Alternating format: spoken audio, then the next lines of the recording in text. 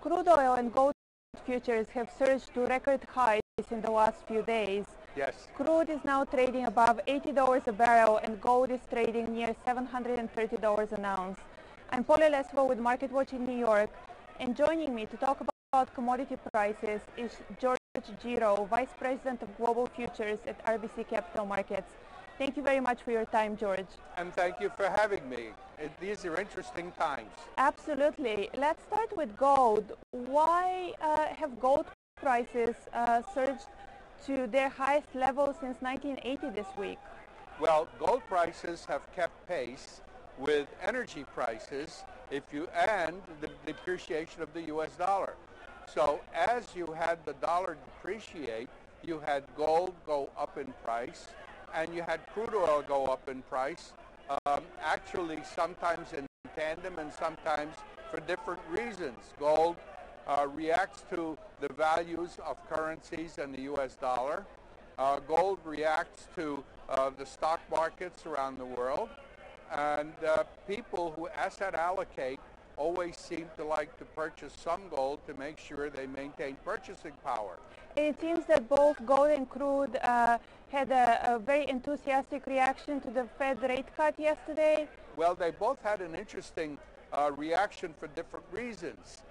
The rate cut for crude meant that there's a possibility that we will not have a recession and the economy will continue to want to need oil. And gold was looking at the fact that lower interest rates will mean more depreciation of the dollar, so that people will buy more gold to maintain their purchasing power. So while they both moved up together, it was for different reasons. So looking forward, George, what's your outlook on gold prices? Well, the outlook on gold prices will depend an awful lot on the U.S. dollar, on world currency situations, interest rates, and stock markets.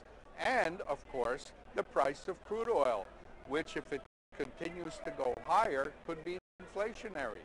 How much higher do you think it can go? $100 a barrel by the end of the year? Oh, I wouldn't say anything like that. In fact, I think by the end of the year we may be selling off, because if you look at forward pricing in crude oil, a few months out it's at least $1 cheaper than we are now. Okay, and very quickly, what's your outlook on gold prices by the end of the year? Give me a number. I cannot give you a number because I don't know what's going to happen geopolitically around the globe. You have problems in Iraq, Iran, Nigeria, possible metal mining company strikes in Peru, in Chile and Argentina and elsewhere. A lot of issues to worry about, right? So there's a lot to worry about when it comes to gold, and there's a lot to worry about when it comes to energy. Great, George. Thank you very much for your time. For Market Watch in New York, I'm Paula Lesvo.